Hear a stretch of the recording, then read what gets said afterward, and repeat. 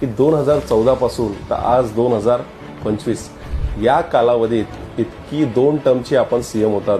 2014 ते 2019 अफाट विकास झाला.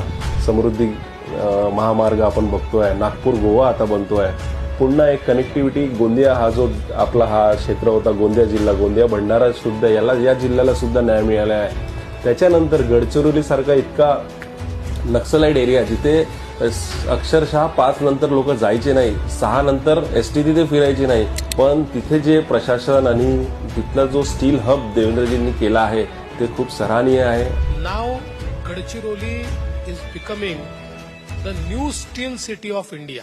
आणि तिथल्या युवकांसाठी रोजगार आहे आणि हे महाराष्ट्रातला एक खूप मोठा पोटेन्शियल क्षेत्र ज्याला आपण म्हणू शकतो.